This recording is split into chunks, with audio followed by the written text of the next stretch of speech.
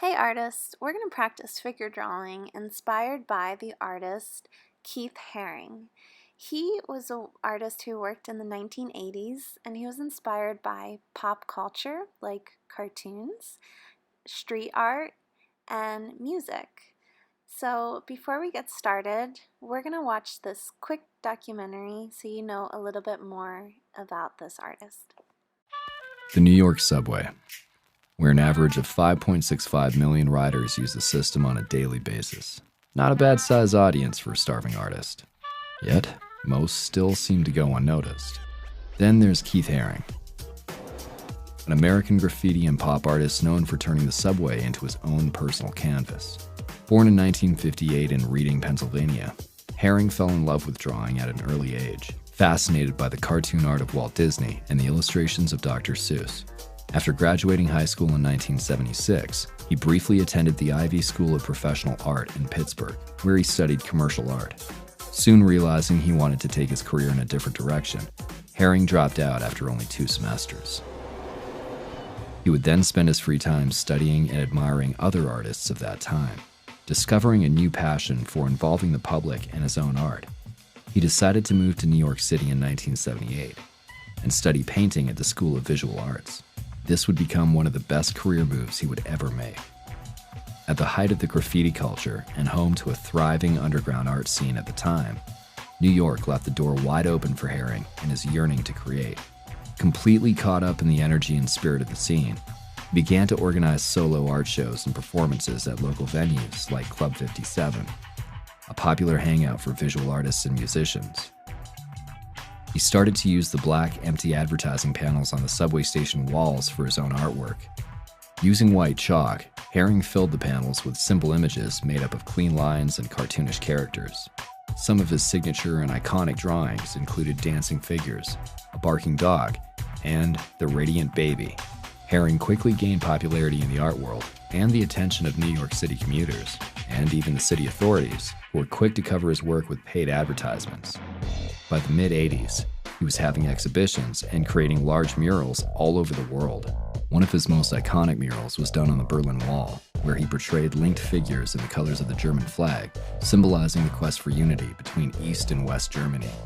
Throughout his career, Haring befriended other iconic artists, including Andy Warhol, Kenny Scharf, and Jean-Michel Basquiat, who influenced his artistic perspective in the ever-evolving art scene. He went on to open a retail store called Pop Shop in New York City's Soho neighborhood in 1986, which sold posters, t-shirts, and other affordable items featuring Haring's signature designs. And his work will forever be credited in helping to bridge the gap between the high-end art world and street art.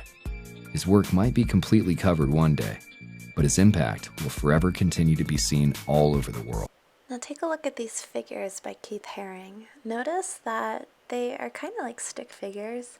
They don't have a lot of details, but they have so much movement and energy and gesture. They look like they're dancing and hopping around. Let's watch one more video to emphasize that point of his figure's movement.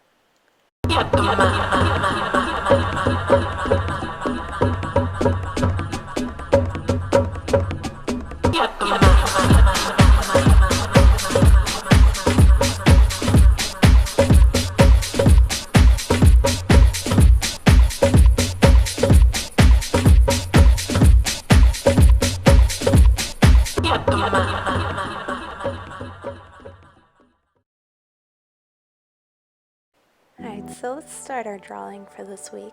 First, I'm going to show you how to draw a Keith Haring style figure. So we're going to start out with some stick figures, but look at my stick figures. They have very rounded spines. They have really wacky arms and legs. They have a lot of movement, so they're not your average stick figure. You're going to start with your stick figure, and then around that figure, I want you to trace the body. Okay, so I'm going to do it a few times so you guys get the hang of it. So we start with our basic stick figure, and then around it trace the body. I'm doing mine with a Sharpie because I just frankly love drawing with Sharpies. If you don't have a Sharpie, you could do this with an ink pen or just a regular pencil.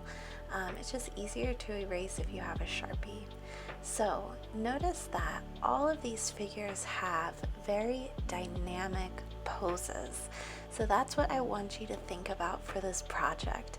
We don't want just like boring, plain old stick figures. We want dynamic, dancing, moving figures. So your assignment is to draw a posed figure inspired by Keith Haring, a dynamically posed figure. When you're done drawing this figure, I want you to repeat lines and patterns in the background to complete your drawing. If you have color, you can add that to your drawing, and any color, markers, crowns, colored pencils, even colored pens. If not, pencils just fine. And then you can also add other designs in the background that are inspired by Keith Haring. To get ideas for the types of images you can add to the background, you can Google Keith Haring's artwork and look at some images for inspiration. So let's go ahead and start our Keith Haring project. So I'm going to do an example here for you. Again, I'm starting out with a dynamic stick figure. Mine's going to look kind of like it's dancing. And then I'm going to trace over with my Sharpie. Remember, the Sharpie's not a requirement. I just like Sharpies. So if you have a different black ink pen or black marker, or you can just go more bold with your regular pencil, that would be totally fine. So the reason why Keith Haring did a lot of figures that look like they were dancing is because in the 1980s, artists that were doing street art, breakdancing, MCs, and rappers would all kind of hang out in the same circles and inspire each other's creative forms. So that's just a little bit of background of why Keith Haring's figures kind of look like breakdancers often. So I erased my pencil lines to give me that nice clean black marker line. And I'm adding a snake and a light bulb. Those are two things that I saw over and over again in Keith Haring's artwork. So I just wanted to add them to make my background a little more interesting. That's not a requirement. The requirement is to add the repeating lines. So the extra drawings are just if you would like to add those. So I'm just going to finish off my snake, and then I'm going to start with the required repeating lines. So I'm basically just going to start with one section at a time, just mimicking the lines that are next to it.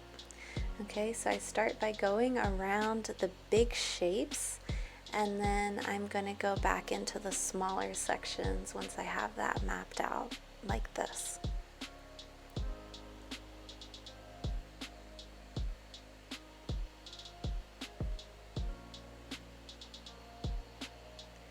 When I'm done with this, I'm just going to add a little bit of color in a few places to make my drawing pop a bit more, and then I'm done.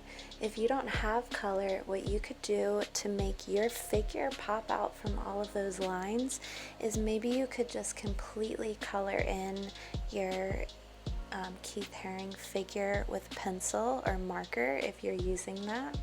You could also fill in certain lines in the background or repeat, doing one line filled in and one line not. So there's a lot of options for design. As always, it depends on what you have at home to work with. So again, remember the requirements are that you have a Keith Haring figure in a dynamic, moving looking pose, and then you add repeated designs and patterns in the background to make your drawing pop. The colors, the extra drawings, those are just extra if you want to add them into your drawing.